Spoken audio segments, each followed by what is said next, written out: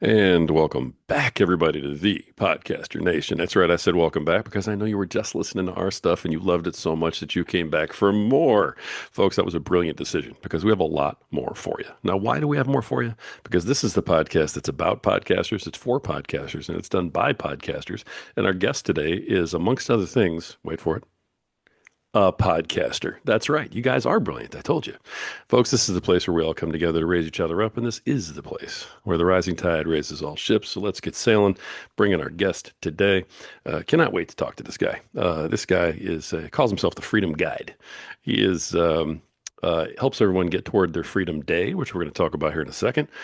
He is the host of multiple podcasts, including the hit podcast Freedom Nation and also Sense of Things. So please welcome to the show, Jeff Kikel. Jeff, how you doing, brother? I am well, Rory. Good to be on the show, man. I'm really excited. Thank you. I appreciate you coming on today. You've got quite a story and a lot going on. And I mean, you're going to talk about something that anybody who's our age, of course, is thinking about. But Yeah. even my boys who are in their 20s right now are having conversations about how do I get ready for this so that I'm not, in bad shape. So I can't wait to hear about it. But Jeff, tell everybody, who is Jeff Kickle? What are you about? What brings you here, man? So I've been in the wealth management industry for going on 32 years this year, going in 26. Started out working for a big financial company. Really chose right out of the gate. I spent 17 years of my career there. Hmm. But 2003, my job that I loved got taken away from me one day. I walked Oh, into work October 2nd, 2003, and we knew there was going to be layoffs. The market had been down for 3 years. I had really intended to work for the company for my career, and then I would be done. And all of a sudden, it was the rug got pulled out from me. I was the main breadwinner for the family, and I didn't have a job. And basically, they told me you've got two options. Option one is that you leave today, and we'll pay you one month or 1 week of service for every year. So I'd been there for 7 years. So I was going to have 7 weeks of pay in the worst financial market we'd seen in years, oh, try and find a new job. So my option two was to take a massive demotion, about a 40% pay cut, and basically go to work for the in-person versions of what I was doing at that time as an assistant, which I didn't have an option. I took that option. Well, a few weeks later, a bunch of our clients complained, and I ended up getting bumped back into a job for a period of time. And they basically said, you've got 12 months to find another job in the company. So after that, it just kind of changed my whole attitude about life. I was no company man. And to use my dad's phrase, they no longer owned me, they rented me at that wow. point. And I really started to look at, I need to get out of here. I don't want to ever feel like that again. And unfortunately, I was making a lot of money and I also was scared of losing my job. And so, although I wanted to do it for the next 10 years, every Sunday I would get a ball in the pit of my stomach and I would go to work in the morning and I would put my badge up and hope the door would open. And that was the life that I lived for 10 years. And every time I went on vacation, I expected to come back and be laid off or fired or something. And, it was not a great life to live. Um, However, I kept trying to start businesses. I'd try and start a business and it would fail. I'd try and start and it would fail. And the reason was when it would get hard, I went back to my nice cushy job and just let that thing fall apart. And I would start another business at that point. It wasn't until I eventually left that company, went to work for somebody else, couple of jobs in there, and then went to work for the final company I ever worked for, who were probably one of the most evil places I've ever worked. Did not like the people I worked for, and I literally was to the point where I sat down with my last review ever, and the president of the company told me that I was the worst employee they had ever had. that I just Wow. did. Yeah, I mean, literally, I'm like, wow, okay. And the scary part is before that would have crushed me. I mean, because I'm the company guy. At this point, I was thinking to myself, thank you, because I feel that way very much. You hired me to be independent, go out, find business. You didn't provide me with any money to actually do that. I had to do this all out of my own pocket. And I basically was the only person in the company that had to do this all on my own. So I had already at that point decided I was going to leave and start another business. So that was my freedom day. Well, my first freedom day was I'm not working for anybody else ever.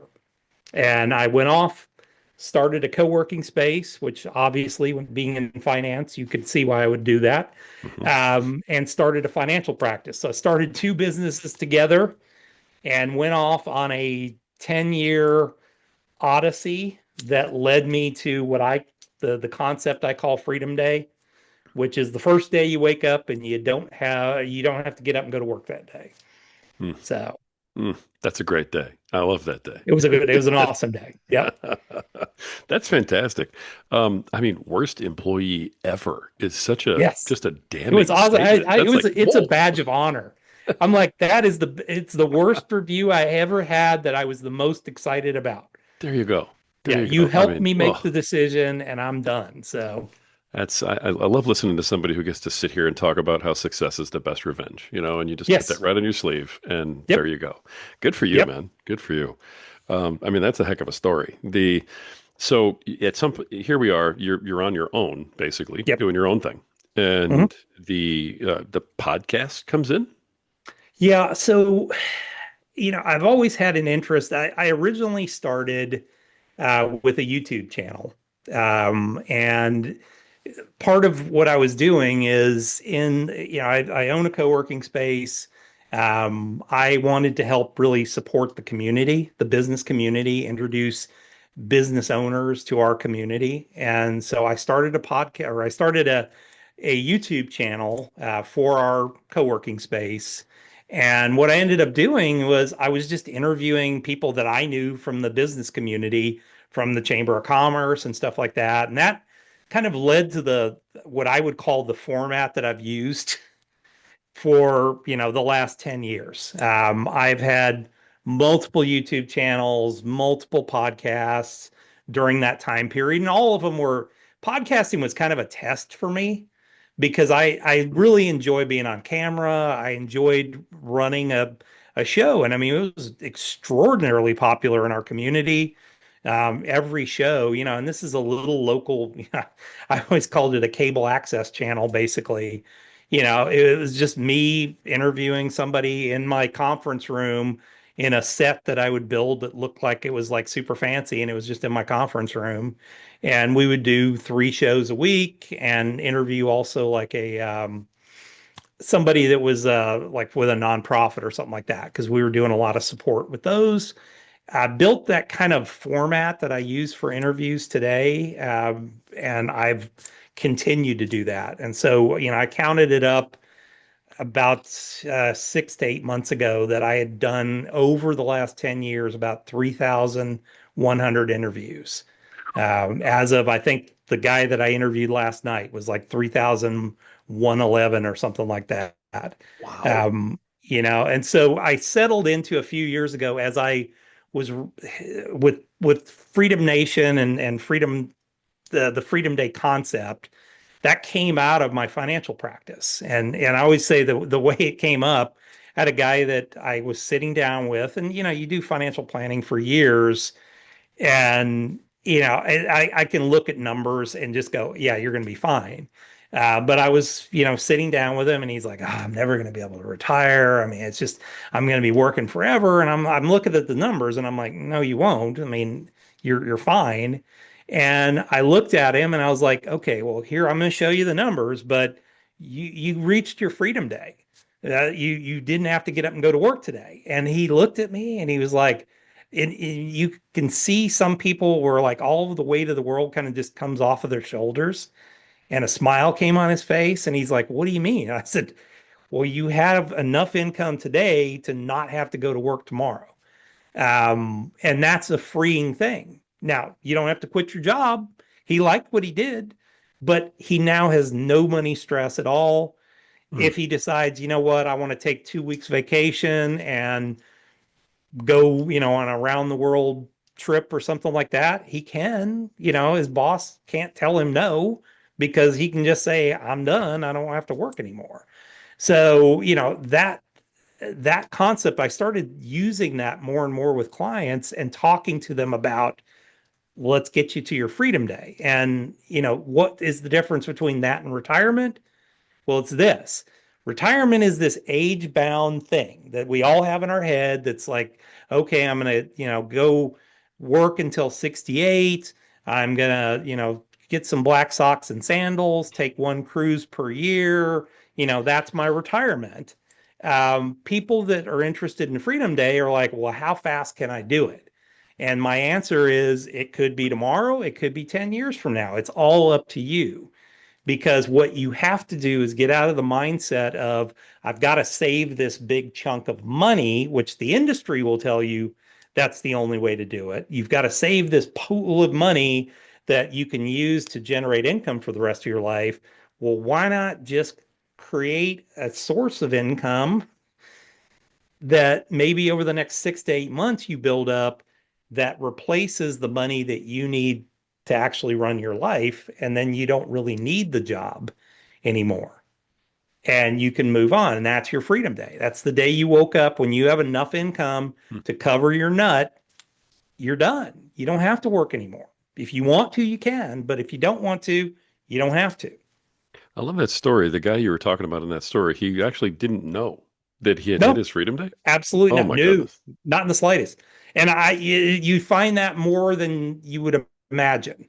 You've got people and really high achievers that are great savers, and they're just focused. They just have this in their mindset that I had to have like $3 million to be able to retire, because I listen to the bullshit that are, excuse the word, but yeah, I You're listen okay. to the what that the industry puts out, that, well, you have to have $3 million to retire and all this. Well, yeah, if you only rely on that portfolio to generate that, yeah, you can't, because the market's going to be up, down, and whatever. But if you have a plan and a strategy, you don't have to have that amount of money, and especially if you create other outside sources of income. Yeah. And so I started to do that. I created one source of income, and then it was like, well, that was easy. Let me do another, and let me do another. And I mean, at this point, I own 5 businesses, active businesses, and I have somewhere in the neighborhood of about 27 different sources of income that come in every month. Wow. So yeah, if one of them blows up, there's still 26 there, and they generate way more than I ever need.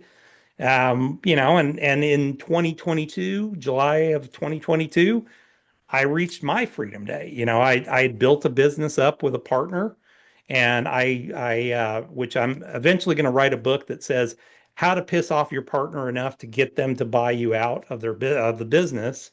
But yeah, I mean, we just were kind of going 2 different routes, and he wanted to take the business one way, I didn't, and it was either it's my way or the highway, and it became the highway. My partner bought me out. That allowed me my freedom day. If I didn't ever want to work again, I wouldn't have to. But it kind of freed my brain up to say, well, what would I do when I want to grow up? And that was it. That time, that's when I decided, you know what, I kind of need to talk about this to somebody. So why not create a podcast and just talk to myself for a while as I hashed out these ideas and the concepts, and really kind of explored back the 10 years that led up to that, or 8 years technically, that led up to that, that led me to, what were the things that I did to get myself to my freedom day? And what was the stupid things that I did along the way that almost caused, complete disaster Right. along with it, and I share that, the book I wrote on this, the podcast I've talked about this, all the trials and tribulations of going off and becoming an entrepreneur, and all the things that can happen with it. Right. I love that. No, I want to get into the book and the podcast, but Yeah. let me ask you this. And of course, you don't have to share what your own personal businesses are if you don't want to. Mhm. But when you say you have additional forms of income, I mean that Yep. makes anybody who's paying attention right now is perking up, going, "Oh, additional Mhm. income flows." Right? Absolutely. I think we all know that that's the direction to go, but then that Mhm. looks very different to a lot of people. So, can you Absolutely. give like for instance, in your case, what were those additional income flows? What they look like? Well, I mean, so starting off, I started a co-working space. That was right. I had Sure. tried to start 7 businesses and they failed miserably. So first successful business was a co-working business, and mainly because I was a financial advisor. I didn't really have an office at the time, and so I was doing meetings and coffee shops Mm. and restaurants and things like that. And, I think what ended it for me was sitting down with a couple that, I was trying to like, okay, well, let's meet at an office or something like that. And they're like, no, we'll just meet at this restaurant. And I have this conversation with them. They've got multi millions of dollars. We have this really in-depth conversation. And then they get up and leave, and the guy sitting in the table next to me is like, "Hey, I'd like to talk to you. I was listening to all the stuff that you talked about," and I'm like, never again, never again am I doing this. Now it got me another client and a really good client, but But never again. And so I had visited a couple co-working spaces, found out how cool they were, and I couldn't convince anybody else to be dumb enough to do this, so I created my own co-working space. We're on year 10 this year, rolling into year 10. So we survived. We survived the pandemic and everything else. I Once I left my employer, I was working for a registered investment advisory firm. I went ahead and launched a wealth management practice because I didn't want to leave that industry. So I did both of those together at the same time. Really stupid idea, by the way. You should really focus on one thing at a time and get it there. mm, But since that time period, I founded a kind of a media company. So I write books. I've written 17 books in the last 3 years. wow.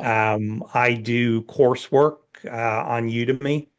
So I think Udemy is one of the coolest platforms for people that want to just put out content, because they do most of the work for you. I mean, I've done multiple courses and I get a check for $1,000 a month and I do zero.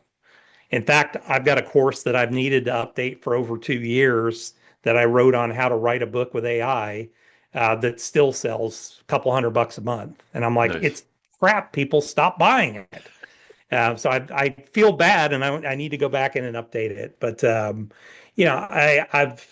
done that. I've got some real estate investments. I've got a couple of investments in other people's companies. I've gone on to launch a tax practice, which is kind of a support system for the wealth management side. I am in the midst of launching a Medicare and health agency because I see that as a just glaringly, obviously horrible thing for most people. The healthcare industry, Mm, or the health insurance industry sucks. right. So I needed to come up with some solutions for people that way. We've got well, it's a tax and bookkeeping company. And then the most recent thing we did this last year, and it was actually off of somebody that I interviewed on my podcast, which that's the reason I do interviews on the podcast because I get these great ideas for businesses. And we started doing rank and rent websites, which is probably the most profitable thing I've ever done. We were building websites for others, and it sucks because it's a hard job with, it's hard to please people. Right. So we reversed the angle and said, let's take what we know about building websites and SEO, build a website, start generating leads from it, and then sell that lead flow to somebody, and I get to own the asset instead of me creating something for somebody and that's their asset and I have to keep convincing them to pay me money. It's much easier for me to own the asset and then you pay me a rental. It's like a rental property online and Yeah. generate income for me. And I mean, I'll make $1,500 to $2,000 per website per month. And if somebody says, well, I don't want to pay for leads anymore, okay, I'll sell it to your competitor at Right. that point. So, but That's yeah, I mean, it's awesome. just that. And I've gotten to the point now. One of the things I guess that I've always learned, or I guess I've hard-headedly learned over the years, um, don't create a business that even initially requires me to be involved in it. So, with the rank and rent thing, I hire people off of Udemy or Upwork to do website design, SEO, all that kind of stuff. The only involvement I have is in selling the lead flow to somebody. Nice. And once it's sold, we generate enough revenue for these people that they'll never stop paying us. So, then it's next month, let's create another two websites. And that's the game plan is we just keep creating two websites a month. It takes about a month to get them running and you go at that point. So Wow. That's fascinating. I thank you for giving me that because I'm kind of like you. you're I, welcome. I I love to have guests on and sort of pick their brains and learn, myself. Yeah. So it's one of the best parts about being a It's host. the cheapest way to do whiteboard work. You just Absolutely. yeah, just interview people on your podcast and go, "Hey, I like that," or "I like what he did, but I could do it this way. It's a little different." So, Exactly. No, I love what you're doing. Now on the podcast, let's talk about Freedom Nation first. On the yep. podcast, you're interviewing people who have experienced their own Hmm. Freedom Day, right? Yeah.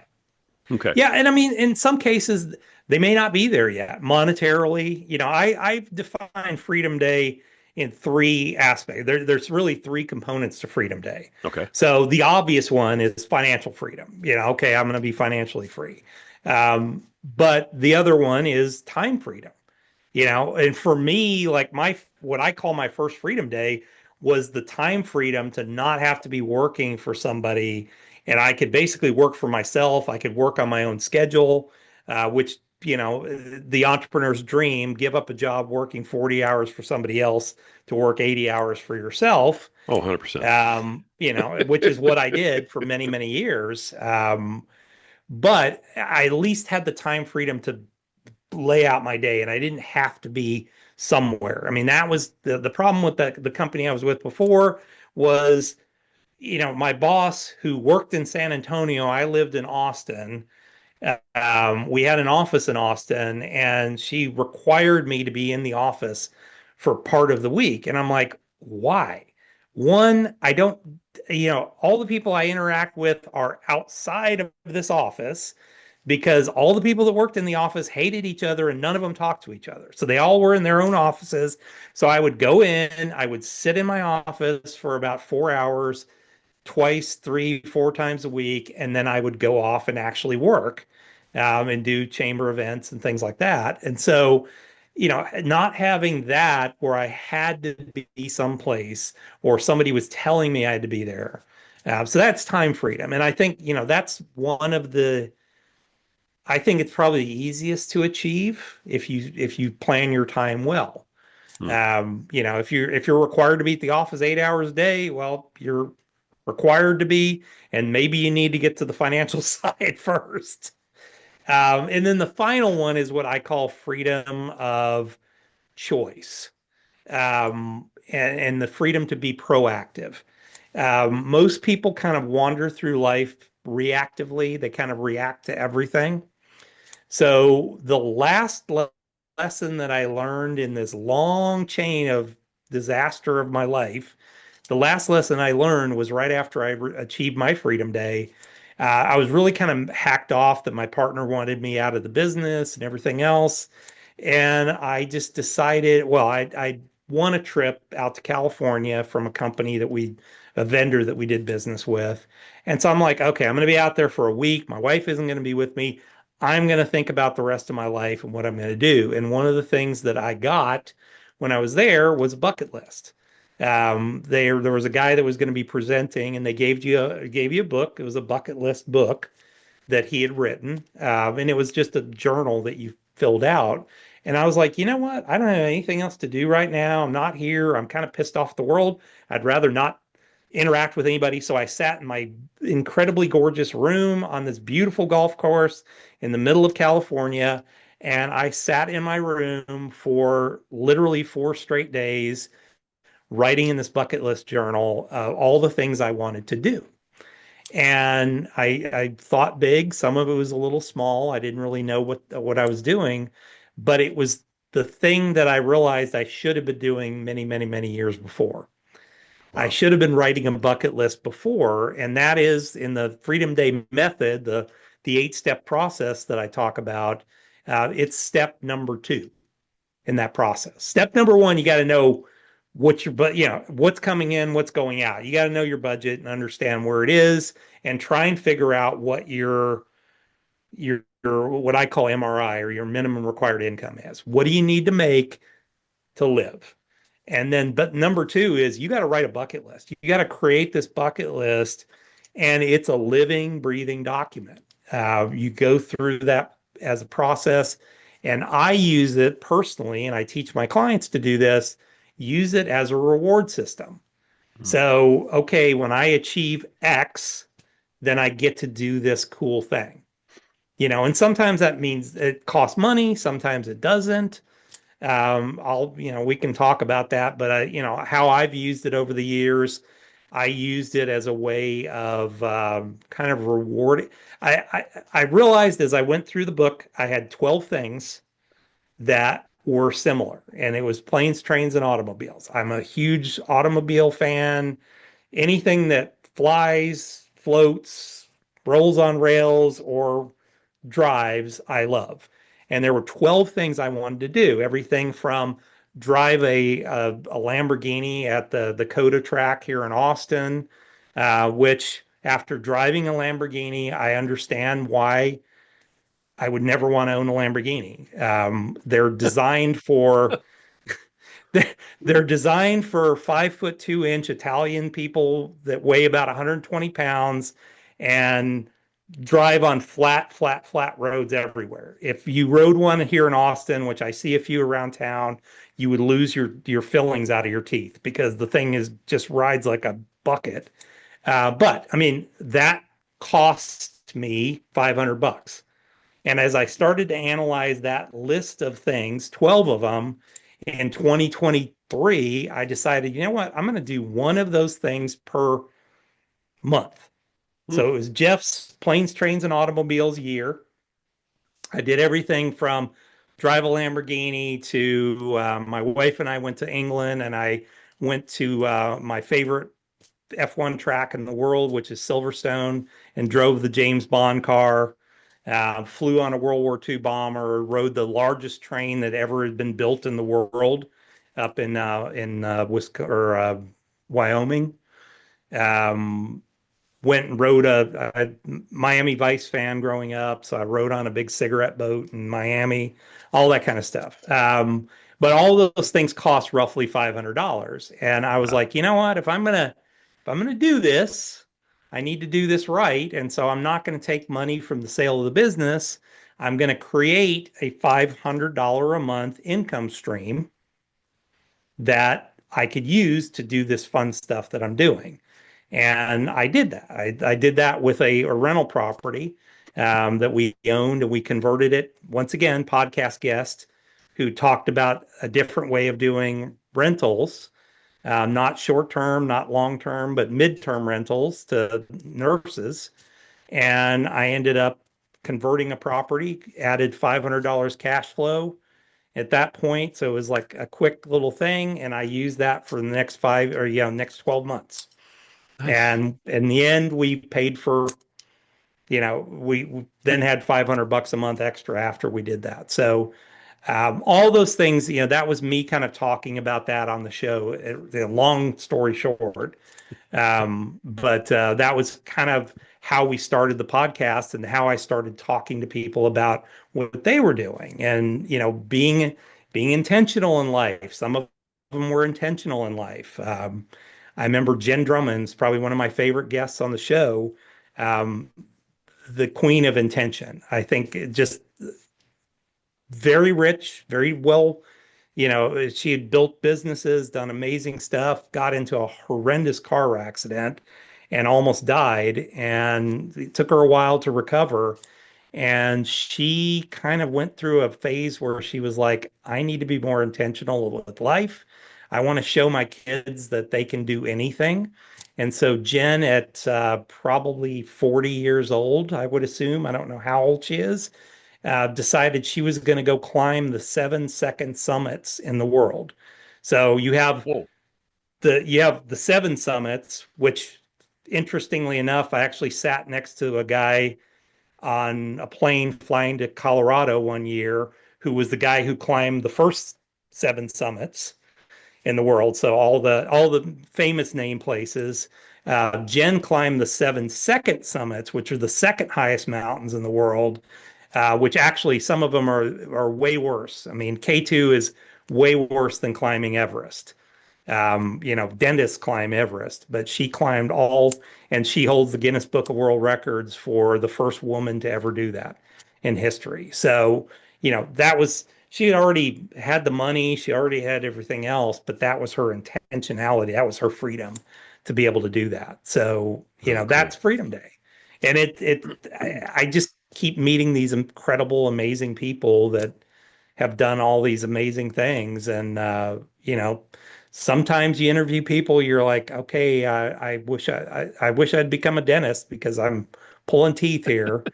But other times it's like Right. you meet these amazing, incredible people. And that's the beauty of podcasting. I mean, I've got friends all over the world now. I've interviewed people in at least 30 different countries over the years. And, I mean, it's just, you've got all these people I've met. I've actually, when I was in London a couple years ago, I met a guy that was on my podcast, and he was like, "When you're in London, look me up." And we ended up going and having lunch together. So it's the coolest life ever. I mean, if I made no money from it, it wouldn't matter. I understand. I really, really do. I love that. The that's the first podcast, the Freedom Nation, of course, Yep, and I appreciate the answer.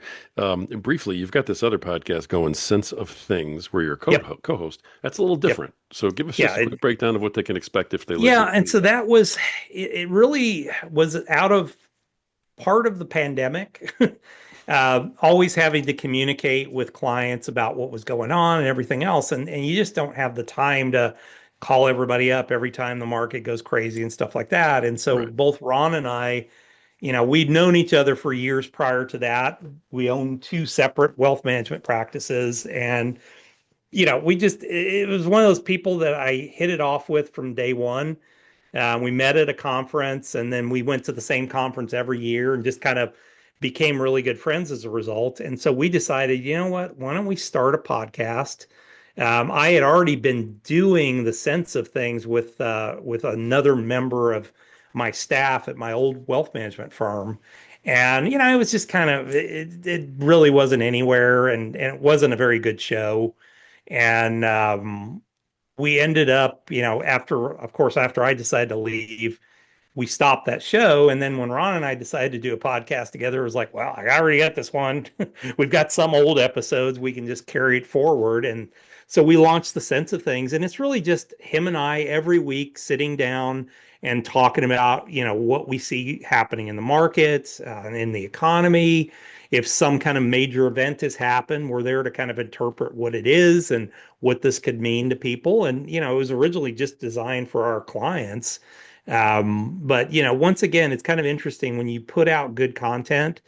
At the beginning, we might have 20 people that were watching episodes, and we look at the episodes over the last 6 to 8 months, and all of a sudden we're getting 1,000, 2,000, 3,000 people watching the episodes, and they're 30 minutes long, so that's a long time for somebody to keep their attention in this world. But we're getting traction, and I think that's the interesting part. And I think too many podcasters I see just give up way too early. They try it for a few months, and then it becomes, well, why am I doing this? I could be doing something else. And I didn't all of a sudden become John Lee Dumas, overnight, and have multi-millions of dollars coming in. And I think, when I talked to John the first time, so I I basically just sent him a thing saying, "Hey, dude, I appreciate your podcast because it's how I launched. It was what gave me the ability to launch myself off." And he sent a thing back, and he's like, "Dude, that kind of gave me chills today." And he goes, "If I'm in Austin, we can just jump on a podcast or something like that." So I was on his podcast, and I asked him a question. I was like, "What do you attribute your success to?" Of how you became successful. And he goes, "I got up for 2,000 days and did a podcast every day. That's it. That's it. There you That go. was it." He's like, just, yeah, yeah, interesting guests and stuff like that. But I got up every day and did 2,000 podcasts in a row every day. Yeah. So That's the secret too, and that's it hilarious. It's is. Well, it you, is. And I mean, I look at God, I mean, I've been doing a podcast for 4 years and, we're several hundred episodes, but I mean, good Lord, John's done what 3,000, 4,000, I don't even know anymore how many he's yeah, I couldn't done. even tell you. Right. Yeah, and but every week he gets up, and went from everyday podcast to a once a week podcast and realized, holy shit, my income got cut in half. And then turned around like, okay, well, maybe I'll do a couple a week and all that, but consistently without fail every single week. I remember him recording a ton of podcasts while he was on vacation, before he went on vacation. So the shows were still going, and he was posting stuff while he was going all over Europe. Um, but without fail every day since, 2014, he's produced a podcast every single week, at least one. Yeah. Consistency is it. That is for sure. Yeah. That is for sure. I love that. All right. So we got the two podcasts Yep. going now. In terms of how they work with your business, are you Mm. still using them as sort of lead generation and sales and marketing in that way, or is it more of has that changed over the years as your business has It's changed? really changed. It's very difficult, I would say. I mean, some people do it really well. It's very difficult, at least in the financial world, to have that be a lead generation tool. Hmm. Because most likely it's probably going to generate the wrong clients for me. Oh, okay. Like I said, the Freedom Nation thing, I mean, that's not really an investment thing per se. It's helped to sell my book. It's helped, I've gotten a couple clients out of it, but it was really because, they might have seen it on my social media and, okay, this guy writes books, he's got a podcast. It's a credibility thing. I There you think go. for me, more than anything, it's more just a credibility thing. And quite frankly, I just like it. I enjoy doing it. It's fun. I mean, my podcast with Ron, I mean, he and I just bust on each other constantly, and he's like a brother to me. So I mean, it gives me an excuse to spend time with my best friend, Yeah. once a week, without fail. And Ron's become a best friend over the years as a result of that. So, okay, if I never make money from it, I mean, I'm not going to be John Lee Dumas. I can tell you right now. I mean, John's kind of a unique anomaly, but could I do different things to maybe get some sponsorships and all that? Yeah, but I don't necessarily know if I'm that interested in it. I Hmm. will. I think what's going to happen, and this is kind of the plan for this next year, is through my YouTube channel piece of Freedom Nation.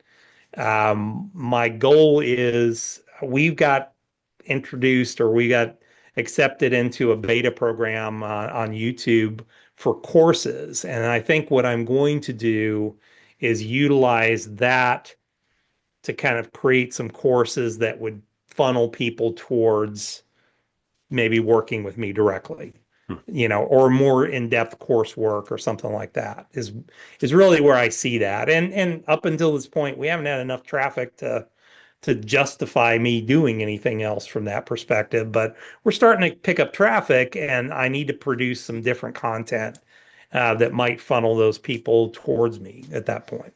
Nice. Gotcha. So you have kind of monetized it in terms of Yeah, how you're using it, even though it's not quote traditionally monetized with like ads and it's sponsorships. an electronic business card, is Yeah. what I would say. Oh, I like that. I like that a lot.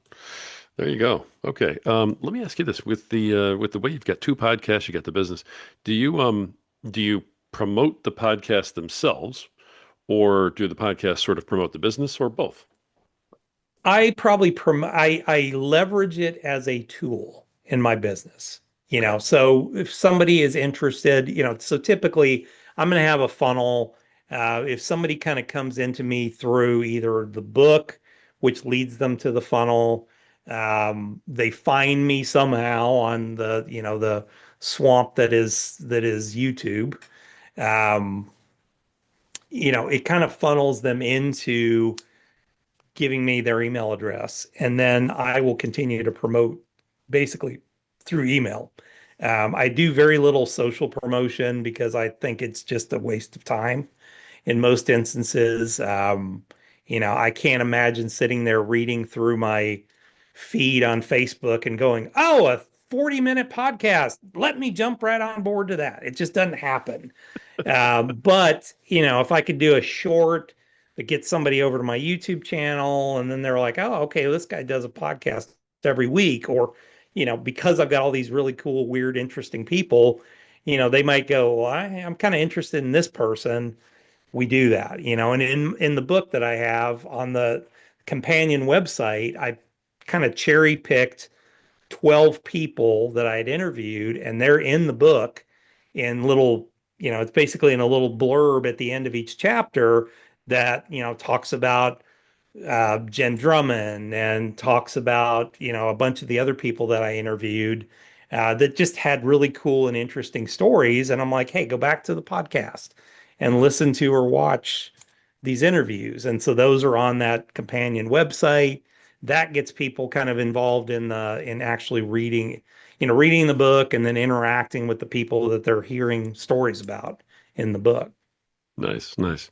You mentioned the book several times. What's the name of the Mhm. book, and where can people find that? Because I want to make sure I don't pass by that. So that's on, you can find it in two places. So if you go to Freedom Day Wealth, or excuse me, Yep. freedomdaymethod.com is one way, and it's also on Amazon. The book is called Overcoming the Retirement Trap.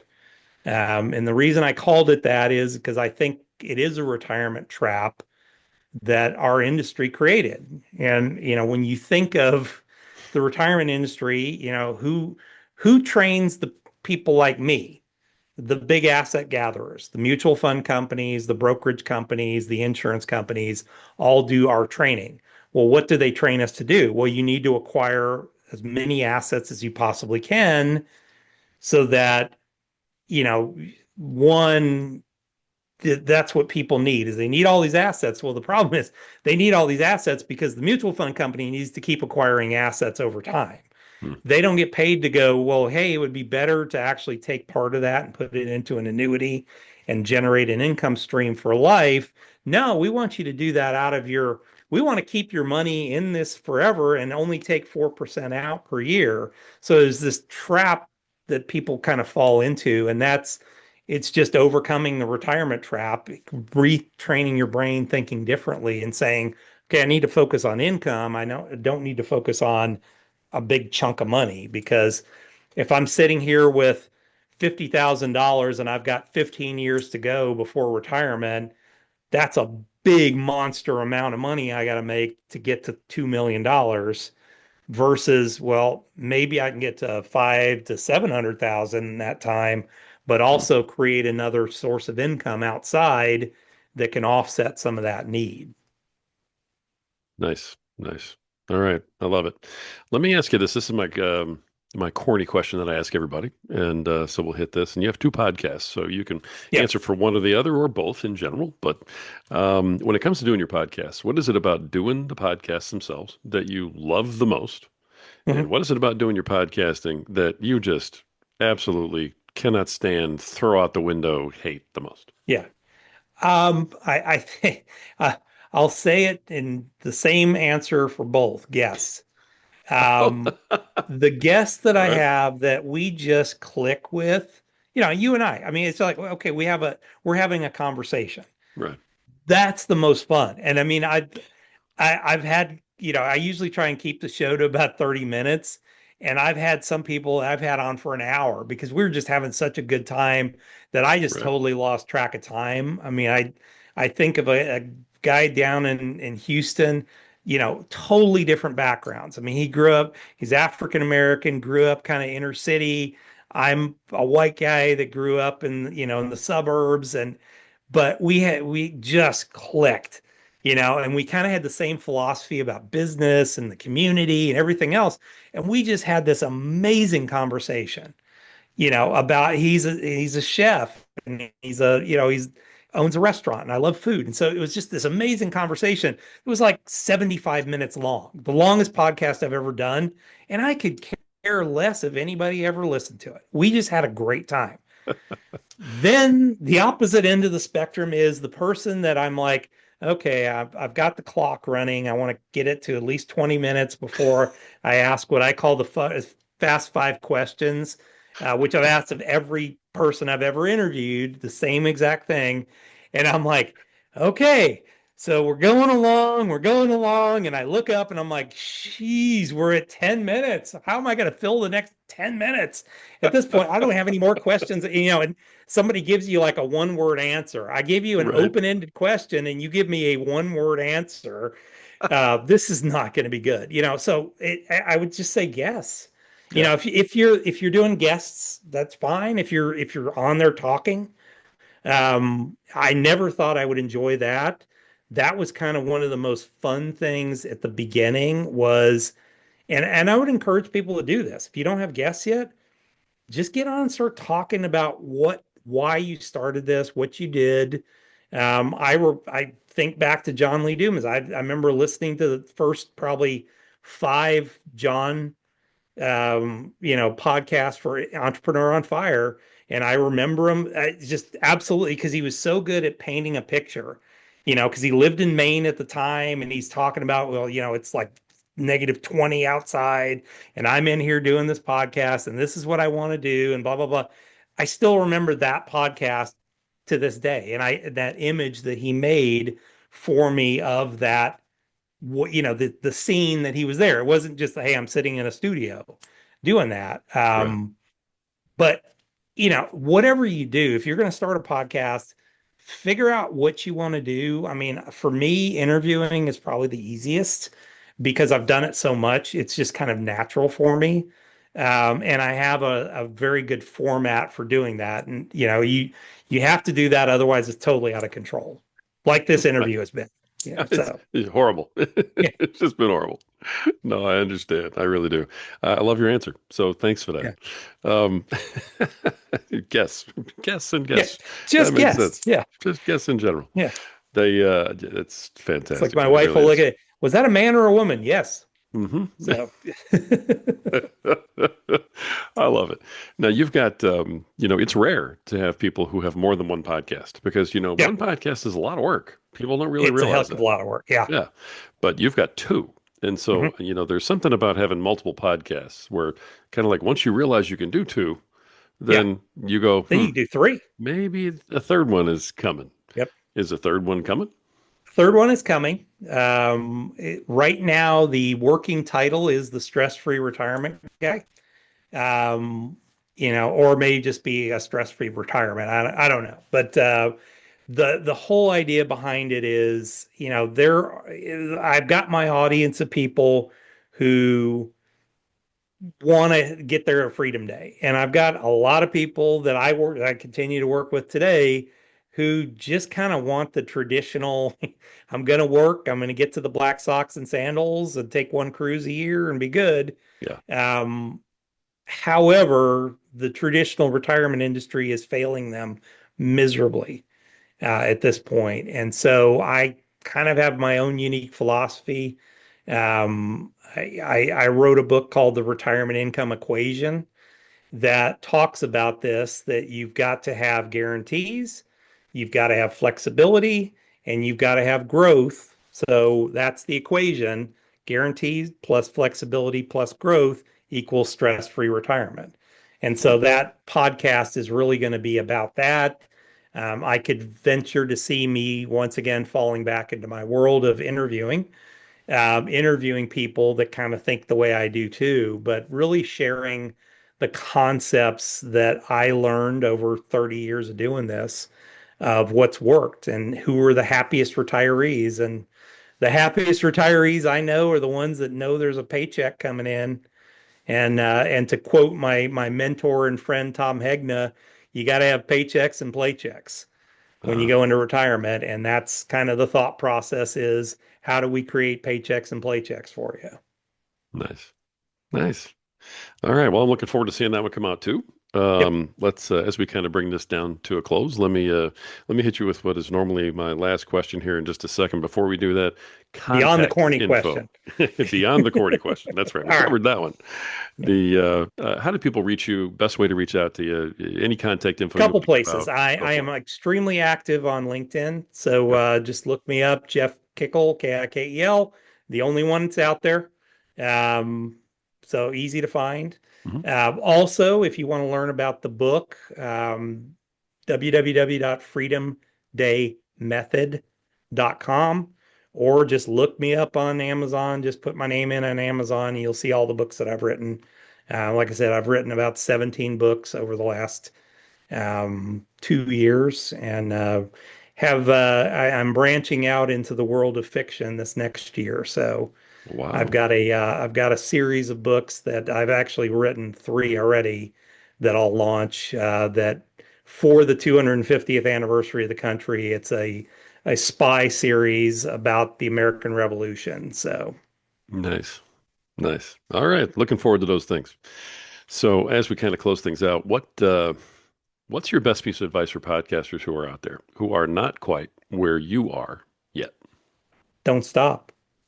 I mean, it's kind of brute force works.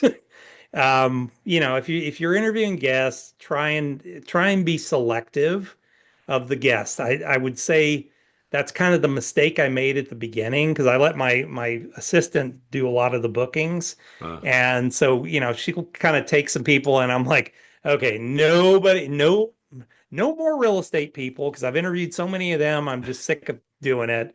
Nobody that's in my industry because you're not coming on my show and talking finance stuff, no, you're not doing that. So, you've got to be selective and that might take some time. But I think the most important thing is your podcast episodes should be a weekly scheduled activity. So for me, every single week, I have So I have on my schedule, and I'm looking at it right now, and it's this way every week at 1 o'clock and 3 o'clock every Tuesday. I have two podcasts or two people I interview on the podcast. They're scheduled, and we're probably scheduled 6 months out at this point. And then 9:30 a.m. every uh, Thursday morning is the Sense of Things with Ron and I. He's out in Arizona, so we're 9:30 is like 7:30 his time at this point, or 8:30, I guess, for him now. But that's our kind of schedule that we follow, and that's what's the most effective podcasts I've had have been where okay, I just have it scheduled every week, and I never change. It is a immovable object even if I had a client that said, "Hey, I want to meet with you Tuesday at 1 p.m." Well, if they have $1 million, I might move that one around, but right. most times I'm going to tell them, no, I'm not available then. They don't Good need for to you. know what I'm doing. Good for you. Great advice also. I mean, Yep. just plan it, stick to it, make it a habit, yeah. Yep. I absolutely love that. So, And you'll look up a few years later and realize you've just done like 200 or more episodes. So, amen. That's beautiful.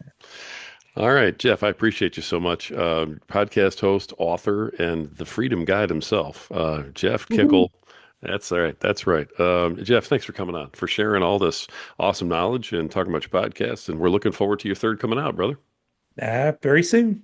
Very good. All Very right, good. man. Thanks, man. Thanks for having me on the show. I loved it. I love it. Appreciate it. Folks, this has been another awesome episode of the Podcaster Nation. The reason we get such fantastic guests on this podcast with these great messages and these great podcasts themselves, folks, it's because this is the podcast that's about podcasters, it's for podcasters, and it's done by podcasters. Folks, this is the place where the rising tide truly raises all ships. So keep sailing.